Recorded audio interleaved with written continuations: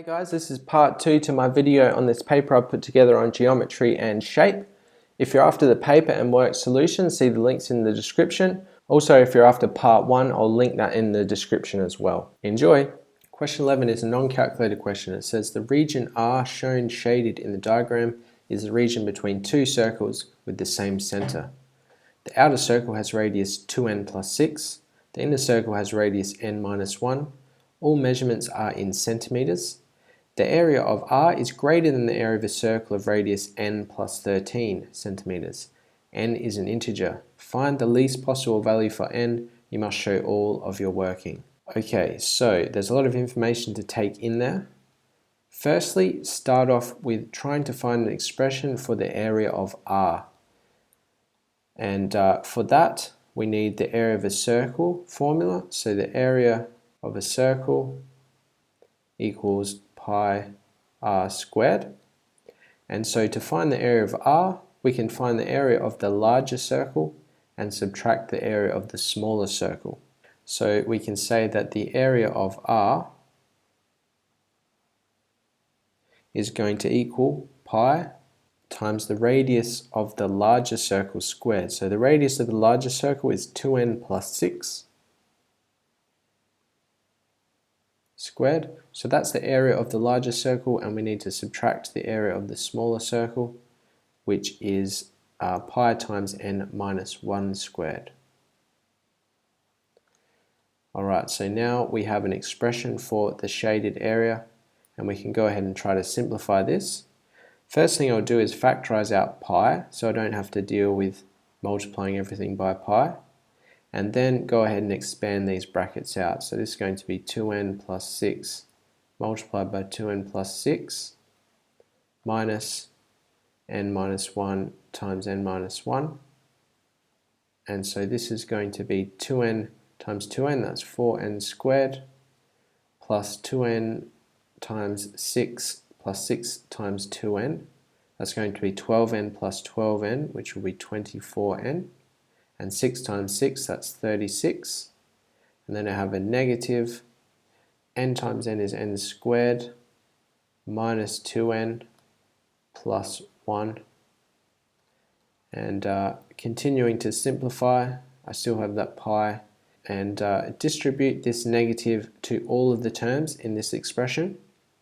So that's a key point. Don't just remove these brackets. You need to make sure that negative is applied to all of these terms. So we get 4n squared plus 24n plus 36 minus n squared plus 2n. That negative and that negative make a plus, and then minus 1. And now we can go ahead and combine like terms. So 4n squared minus n squared, that's 3n squared. 24n plus 2n, that's 26n. 36 minus 1, that's 35. Okay, so now I have an expression for the area of R. And we're told that's greater than the area of a circle of radius n plus 13 centimeters. What that allows us to do is to create an inequality. So the area of this circle is going to be pi times n plus 13 squared. So I can say that the area of R, which is pi 3n squared plus 26n plus 35, is greater than pi times n plus 13 squared.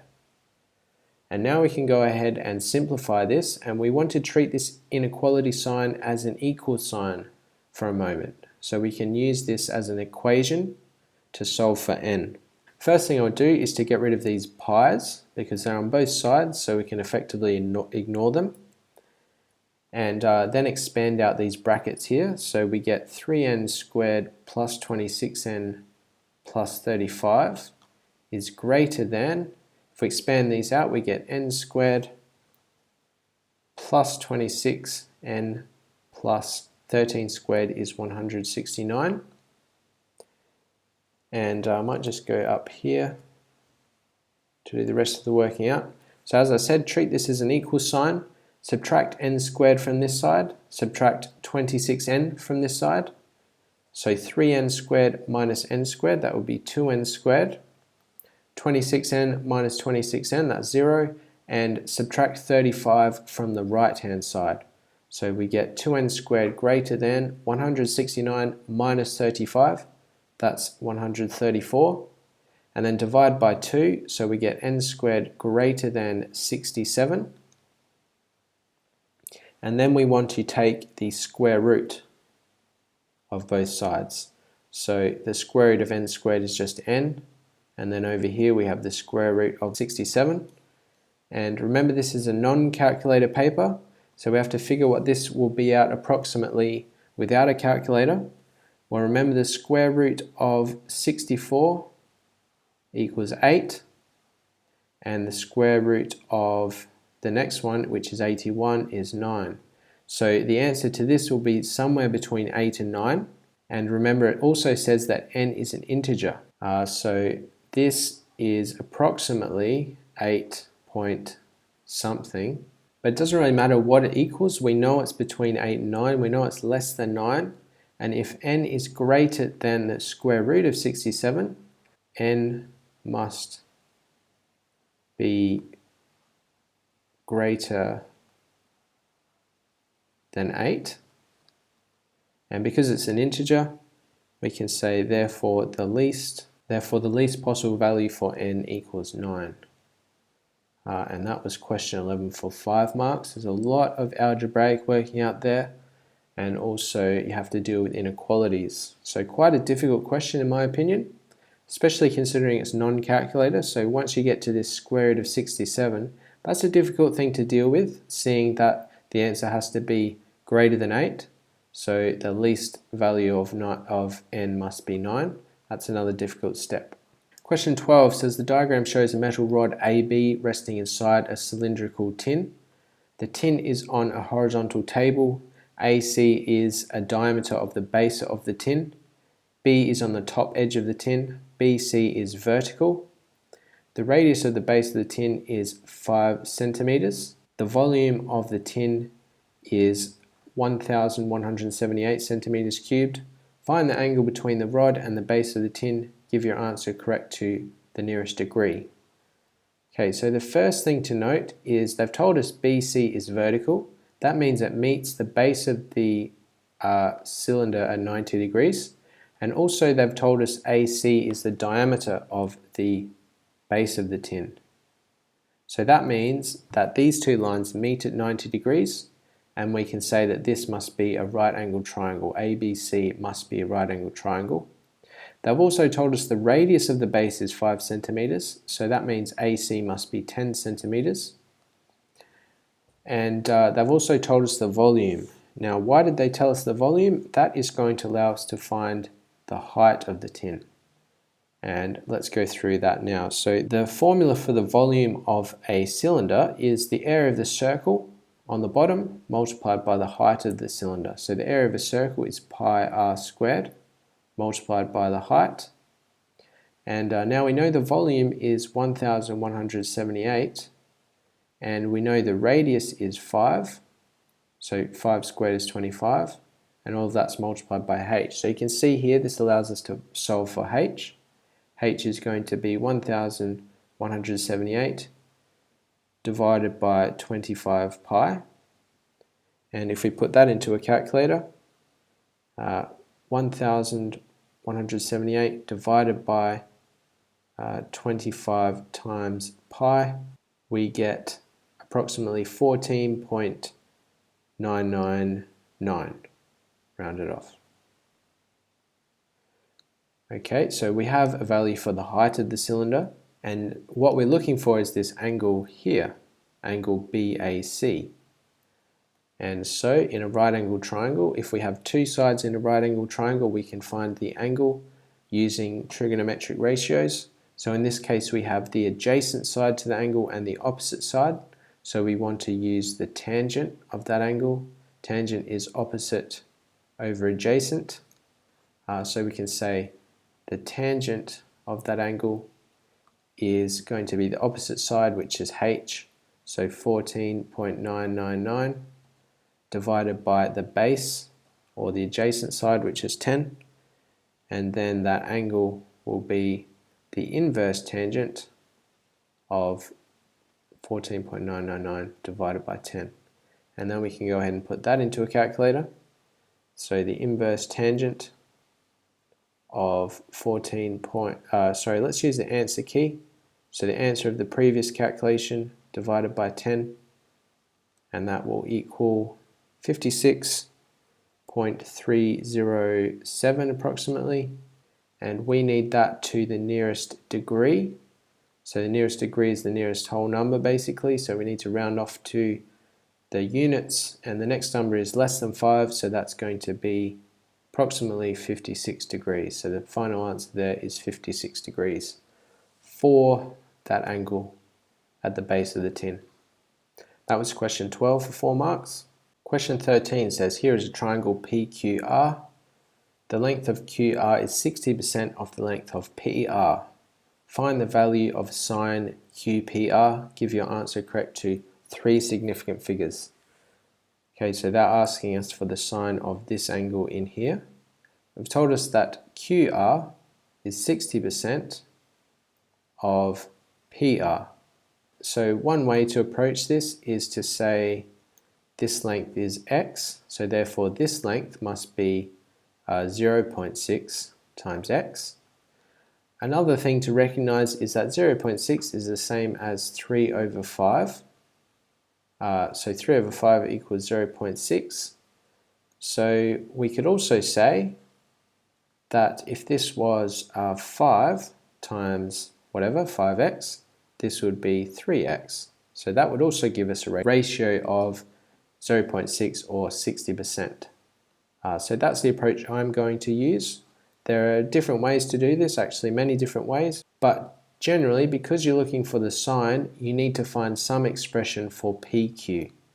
So by labeling this side 3x and this side 5x, that allows me to find PQ, which is going to be, according to Pythagoras Theorem, the square root of 3x squared plus 5x squared, and that's going to be the square root of 9x squared plus 25x squared. And I can combine those terms, 25 plus 9, that's 34, and the square root of x squared is just x, so this can also be stated as x multiplied by the square root of 34. So that's one possible expression for PQ. As I said, there are other ways to do this, but now we can say that the sine of theta equals the opposite side over the hypotenuse. So this is going to be 3x divided by the root of 34 times x. And you can see here, it doesn't really matter what the actual lengths of these sides are because the angle won't change. So I didn't really need to include these values in my original calculations, but I just thought I would anyway to show that in the end it doesn't really matter because we cancel them out in the final equation. So in the end we get sine of theta equal to 3 over 34, square root 34, and we can put that into a calculator, 3 divided by the square root of 34, and that equals, press the SD button, 0.5144 approximately, and we need that correct to 3 significant figures. These are the first 3 significant figures here. Remember, we ignore the zeros before the first integer as they're not important in the value of the number.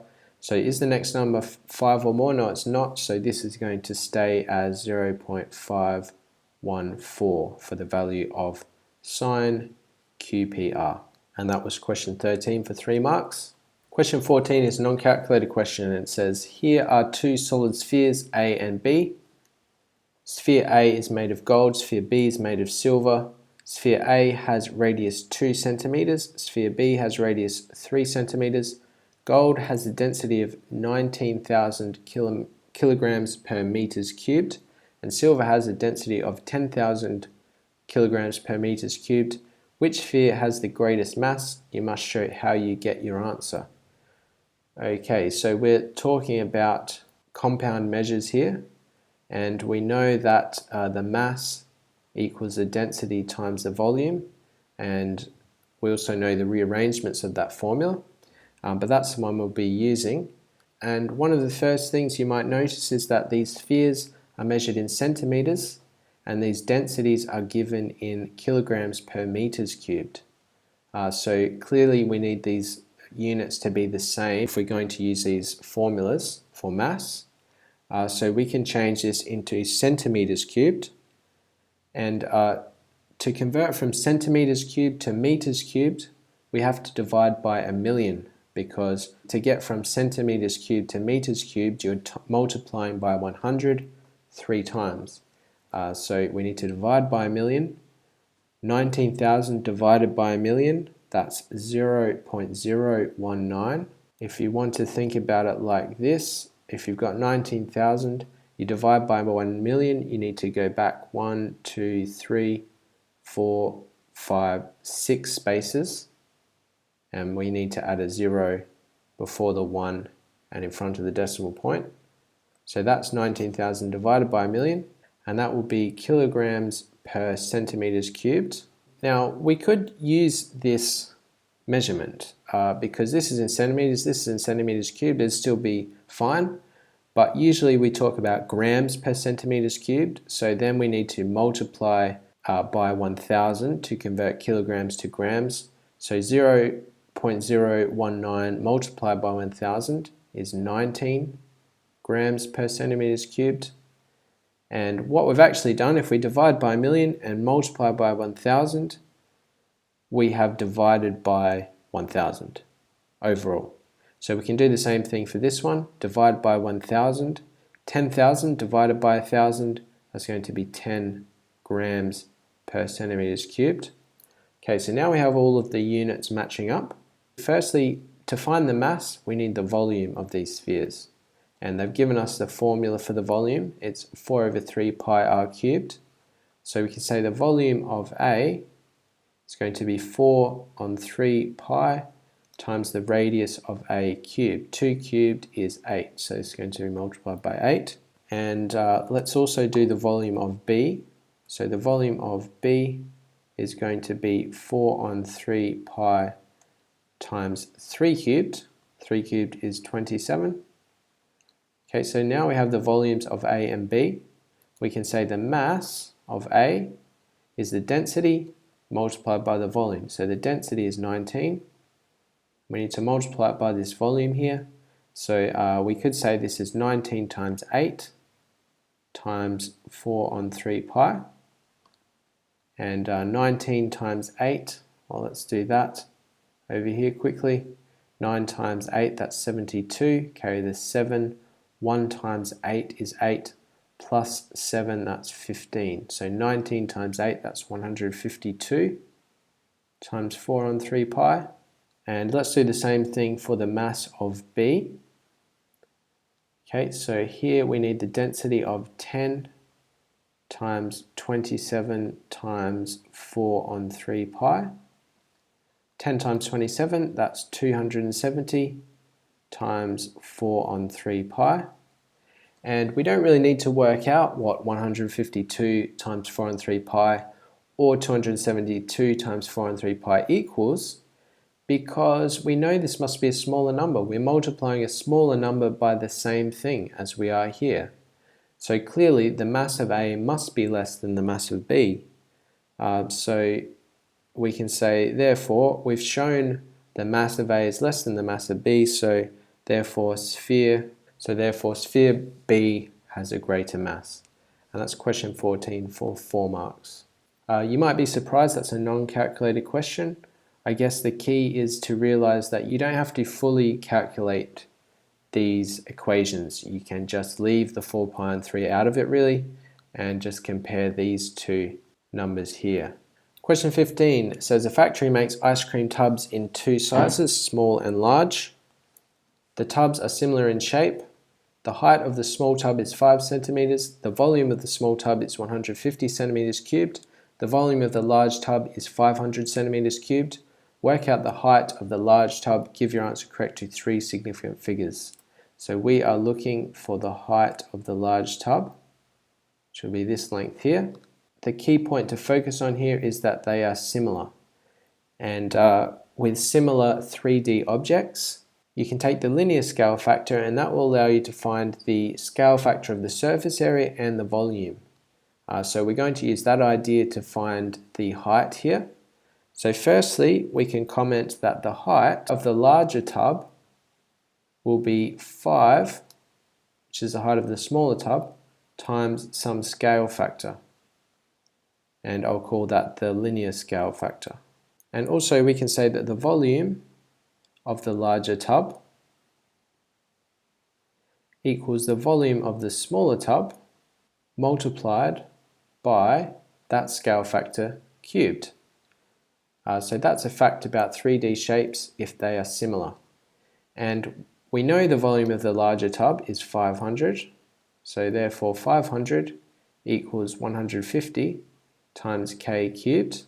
And this is going to allow us to find that linear scale factor, which will allow us to find the height. So then we can say that k cubed equals 500 divided by 150. Now 500 on 150, that is 10 on 3. So k is the cubed root of 10 on 3. And so now we know what k equals. We can find that original height. So we can say the height equals 5 times the cubed root of 10 on 3. And we can put that into a calculator. So 5 multiplied by the cubed root of 10 on 3. And that equals 7.469 approximately. And we need that to 3 significant figures. So these are the first 3 significant figures, and we need to round up that 6 because the next number is a 9. So this is going to be approximately 7.47 to 3 significant figures. And that's question 15 for 2 marks. Question 16 says the diagram shows a sector of a circle of radius 9 centimeters. The sector has a perimeter of 25 centimeters. Work out the value of x. Give your answer correct to 1 decimal place. So the first thing we can figure out is the length of this arc here, because they've given us the total perimeter. So the arc length must equal 25, the total perimeter, minus these two lengths here. 9 plus 9 is 18, so 25 minus 18, that's 7 centimeters. So this arc length we can say is 7 centimeters. And we also know the formula for the arc length is the radius of the entire circle, 2 pi r, multiplied by the fraction of the angle we're looking at, so x divided by 360. That's the formula for the arc length. And now we can substitute the values we know into this formula to solve for x. So the arc length we've said is 7, and the radius is 9. So this is 2 pi times 9 times x on 360. Now multiply the left-hand side by 360. 7 times 360, I'm feeling lazy, let's just do that in the calculator, is 2,520. 2 times 9, that's 18 pi times x. So we've got rid of that 360 by multiplying it on the left-hand side. And then therefore, if we divide the left-hand side by 18 pi, x is going to equal 2,520 divided by 18 pi. And if we put that into a calculator, 2520 divided by, let's put some brackets just in case, 18 times pi, that gives us an answer of 44.563 approximately, 44.563, and we need that to 1 decimal place. So this is going to be approximately 44.6 degrees for my final answer, and that's question 16 for 4 marks. Question 17 says the diagram shows triangle ABC. The vector AB equals 3A, the vector AC equals 2B, and the vector BE equals 3AC. D is the point on BC such that BD to DC equals 3 to 1. Prove that ADE is a straight line. Okay, so those vectors are marked on the diagram, and ADE is in here. And we need to show that's a straight line. To do that, we can find the vectors for AD and DE. And if we can show that DE is a multiple of AD, then that will allow us to prove that that's a straight line. So that's going to be my goal, to find the vectors for AD and DE. In order to find the vector for AD, I need the vector for BD. To find the vector for BD, I need the vector for BC. So that's where I'm going to start, the vector BC. And that's going to be plus 2b minus 3a. So that's 2b up here, and this will be negative 3a. So to get from B to C, I need to add 2b and minus 3a. Okay, so I have a vector for BC, and I know that BD must be 3/4 of BC due to this ratio.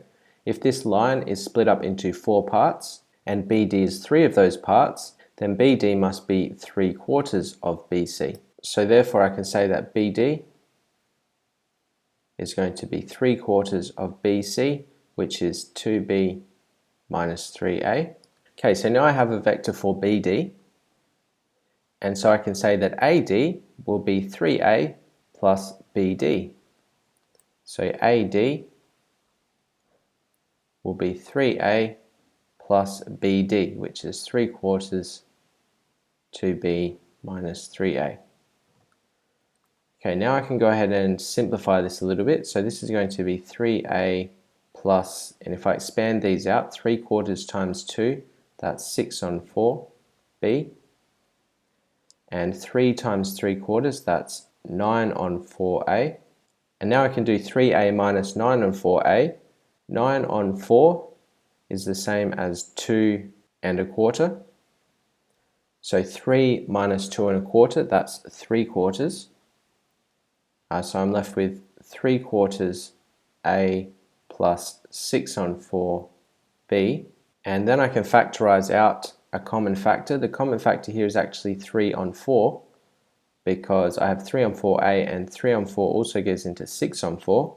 So if I factorize 3/4 out, I'm left with a plus 2b. 2 times 3/4 is 6/4.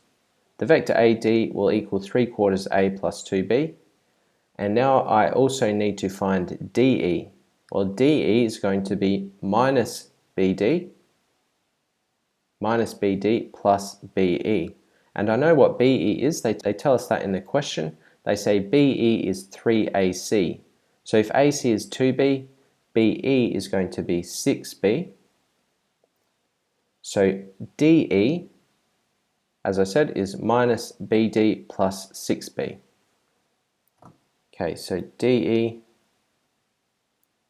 is going to equal 6b minus BD, which was 3/4 2b minus 3a.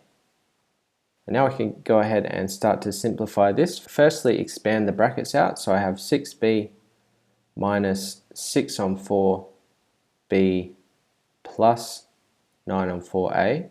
And now I need to do 6 minus 6 on 4.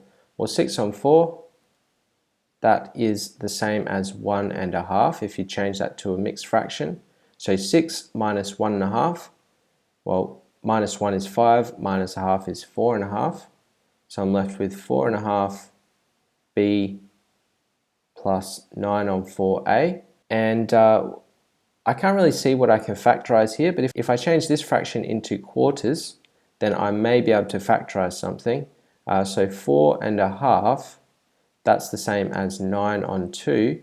And if I multiply that by 2, I get 18 on 4. If I write this fraction in terms of quarters, I can see that I can factorize something. So this is just the same as 18 on 4b plus 9 on 4a. And here you can see that I can factorize 9 on 4 out of this expression. So if I factorize 9 on 4 out of this, I'm left with a plus 2b. So 2 times 9 on 4 is 18 on 4. And I've just swapped the terms around so it's similar to AD up here.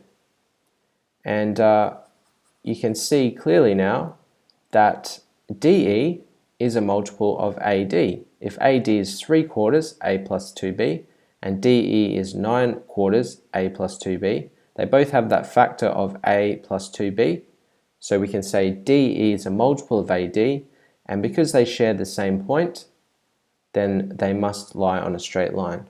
So we can go ahead and write that down in a sentence. So as DE is a multiple of AD and they share a common point, ADE must be a straight line. And that was question 17 for 4 marks. Question 18 is a non-calculated question, and it says the diagram shows 3 right-angled triangles. Prove that y equals 3/4 n. And we have y over here and n up here. And you notice that all of the right-angled triangles have an angle of 30 degrees inside of them. And the key point I'll use to solve this problem is that these right-angled triangles have a certain ratio of their sides. So let me go ahead and draw a little right-angled triangle down here. Inside of this right-angled triangle I have an angle of 30, and obviously that means the other angle is 60. And you should know from learning about trigonometry that the ratio of the sides of this triangle is 1 to 2 to root 3. So that's what I'm going to start with, and I can say that the ratio of sides in a 30-60 right triangle equals 1 to 2 to root 3. And so let me go ahead and label some points on this diagram first so you know what I'm talking about. So I can say AB, this hypotenuse of this triangle, has a certain ratio to y, this side. And if we look at this little triangle down here, y is the side relating to 1. The hypotenuse is 2 times that side. So therefore I can say AB is 2y. So AB equals 2y due to this ratio. So I have AB as 2y, and I also know the ratio of AB to AC. AB is this bottom edge, and AC is the hypotenuse. So the ratio of those two sides is 2 to root 3. So I can say that the ratio of AB to AC equals root 3 to 2. And if I write these as fractions, which is just the same thing as writing them as ratios, AB I know is 2y, AC I don't know yet, that's what I'm looking for, and this equals root 3 on 2. And if I rearrange this, I'll be able to find an expression for AC.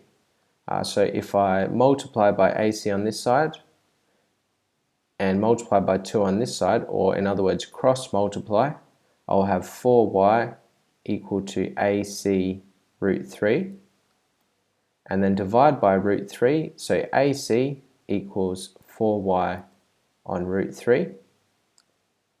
And so now I have this side here, which is 4y on root 3. And now I can connect this side, AC, to n, because I know the ratio is root 3 to 1.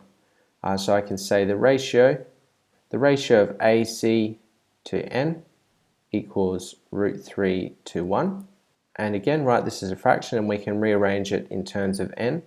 So AC, as I said, was 4y on root 3 divided by n, and this equals root 3 on 1, which is just root 3 really. Anything divided by 1, it's just itself.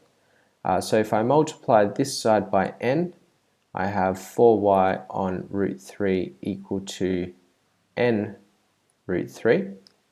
So all I'm doing once I've found the relationship between the ratios is rearranging fractions. And so I've multiplied by n, then I can multiply by root 3 to get rid of this fraction. So this is going to be 4y equals, and root 3 times 3 is just 3, so this is going to be 3n. And we want this in terms of y actually. So here we can divide by 4, and y is going to be 3 on 4n. So I've shown that y equals 3 on 4n by using this idea of ratios of sides in a right-angled triangle. And that was question 18 for 4 marks. Question 19 says the diagram shows an acute angled triangle ABC. Prove that the area of triangle ABC equals a half AB sine C. Okay, so where to start with this? Well, let's think of what typically gives you the area of a triangle, and that's the height times the base divided by 2. And so in this triangle, the base is side A. The height we need to draw in as the perpendicular height. That will be here, and that's perpendicular to the base. And what I've created is actually two right angle triangles there. And let's call that H. And so in this case, the area of the triangle will be H times A divided by 2. And now we need to relate this height to this angle C in here. And we can do that using sine. So the sine of an angle is the opposite side over the hypotenuse. And in this case, from this angle sine C, the opposite side is H and the hypotenuse is B. So we can say sine C equals the height divided by side B. If we rearrange this to make H as the subject, we need to multiply this side by B. So we say that the height equals B times sine C.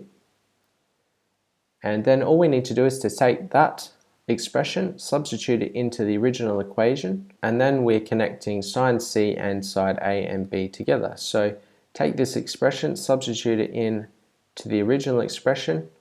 So the area of the triangle equals B times sine C. So I've substituted that in for H here, times A divided by 2. And all we need to do is write that differently. Dividing by 2 is the same as multiplying by a half, and then rearrange this. So this is B times sine C times A, and that can be written as AB sine C. And that is question 19 for 3 marks. Question 20 says a solid cuboid has a volume of 40 centimeters cubed. The cuboid has a total surface area of 100 centimeters squared. One edge of the cuboid has length 2 centimeters. Find the length of a diagonal of the cuboid. Give your answer correct to 3 significant figures. Firstly, I want to point out what they mean by find the length of a diagonal of the cuboid. That doesn't mean a diagonal across one face. That means a diagonal from one corner of the cuboid to the opposite corner of the cuboid, going kind of inside the cuboid if you like. I might just try to draw a bigger picture. Okay, so I've tried to draw a bigger cuboid just to make it a bit clearer. Hopefully you can see that this is a 3-dimensional kind of rectangle, and the diagonal of a cuboid goes from this corner down the bottom across to the opposite corner of the cuboid. So not across one face. Or it could be obviously from this corner to this corner, but the point is it's going inside the cuboid, kind of cutting across the cuboid. In order to find that length, we need this diagonal going across the bottom face. In order to find that diagonal, we need 2 sides of the cuboid. We need this side, the width, and the length. And then we'll also need the height in order to find this diagonal. So we're going to be using Pythagoras Theorem, first to find this diagonal in here, and then to find this diagonal of the cuboid up here. But they've only given us one edge of the cuboid. So let's say they've given us the width of 2 centimeters. And we need to go ahead and try to find the other edges of the cuboid using the information they've given us.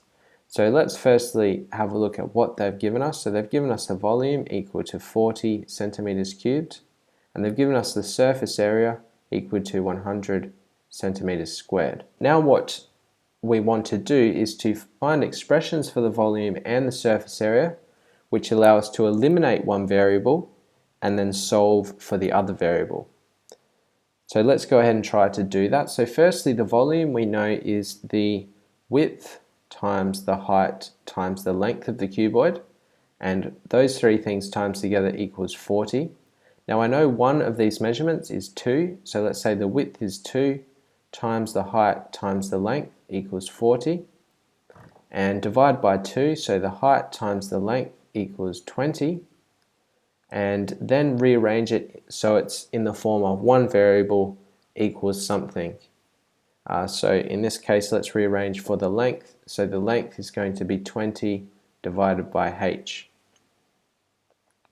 And we can use that expression and substitute it into an expression for the surface area. Okay, so what is the formula for the surface area? Well, the surface area is all of the faces added together.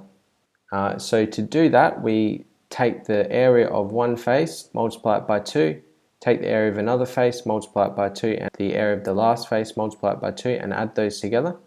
So the area of this face here will be the width times the height, and I've said the width is 2, so the surface area is going to be 2 times the height, that's that face, plus 2 times this face, which will be the length times the height,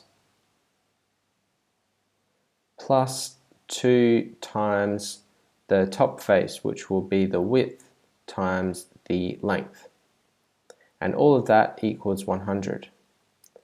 Okay, so I have an expression for the surface area, and what I want to do is to substitute this value for L into this expression. So I have it all in terms of H, and then I'm going to solve for H. So let's go ahead and simplify some of this. So this is going to be 4H here, plus, now I'm substituting 20 on H for L here. So this is going to be 2 times 20 on H times H, plus 2 times L, which is 20 on H, equals 100. Okay, so you can see in this equation it's all in terms of H, so that's going to allow me to solve for H. So I've still got that 4H at the start, plus, now this term in the middle here, I'm dividing by H and multiplying by H, so they cancel each other out. So I'm left with 2 times 20, which is 40, plus, and here I have 2 times 2, which is 4, times 20, which is 80, divided by H.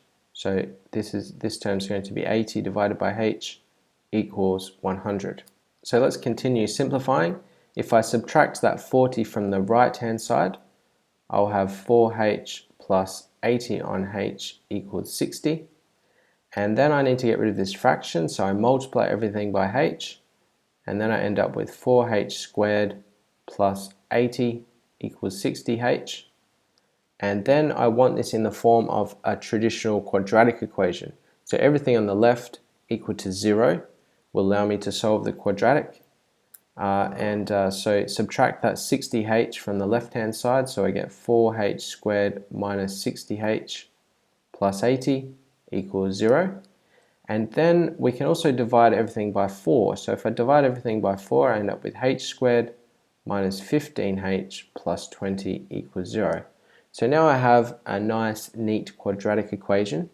And what I'd hope to do is to factorize this into 2 brackets, but I don't think I can, because the factors of 20 are 1 times 20, 2 times 10, and 4 times 5, and none of those factors make 15. So I'm actually going to have to use the quadratic formula here to solve for H. So this is going to end up being quite messy. So the quadratic formula says that H equals minus b plus or minus the square root of b squared minus 4ac all over 2a. And so I can substitute these values into this equation, and that will give me a value for H. So b is the coefficient of H. Minus 15, that's plus 15. Plus or minus the square root of 15 squared. 15 squared is 225. Minus 4 times a is 1, the coefficient of H squared, and c is 20, the integer at the end. So that's 4 times 20 all over 2 times 1, which is just 2. Okay, so then I've got 15 plus or minus the square root of 225 minus 80. 225 minus 80, that's 145 divided by 2.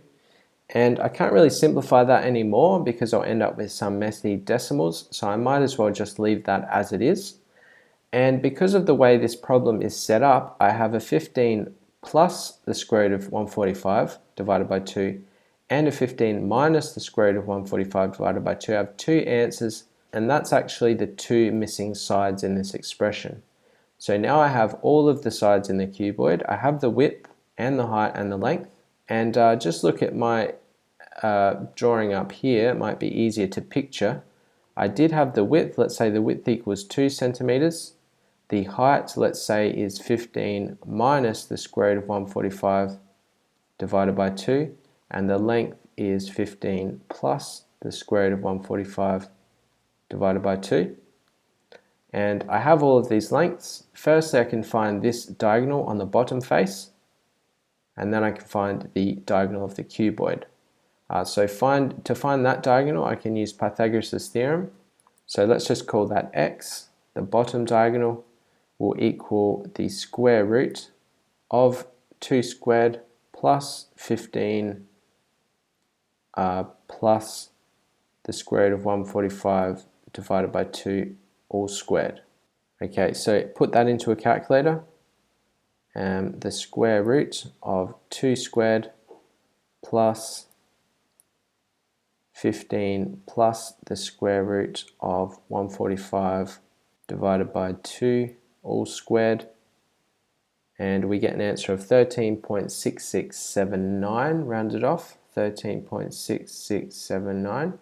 Let's just go back to the diagram again. So that was this diagonal, this bottom diagonal, and now I can use that side and the height to find the diagonal of the cuboid. So we can say the diagonal of the cuboid will equal the square root of this side, 13.6679 squared, plus the other side, the height, which was 15 minus the square root of 145 divided by 2 all squared. Okay, so let's put that into a calculator. So the square root of the answer from the previous calculation squared plus 15 minus the square root of 145 divided by 2 all squared, and we get an answer of 13.7477 approximately, 13.7477, and we need that answer to 3 significant figures. Okay, so these are the first 3 significant figures, and rounded off that will be 13.7. So my final answer there is 13.7 centimeters. Notice if you stopped here, then you still get the same answer, but you would not get full marks because you haven't actually found the diagonal of the cuboid. You've only found the diagonal of one face. So they're very close, but in fact, you actually need to go that one step further to find the diagonal of the cuboid for full marks in this question. And that was question 20 for 6 marks. Let me know how you went with these questions. Which ones did you find difficult? Did you have any alternative solutions to any of the questions? I'd love to hear your thoughts in the comments. Leave a like if you appreciated this video. Subscribe if you want to see more content, and I'll see you in the next one. Bye for now.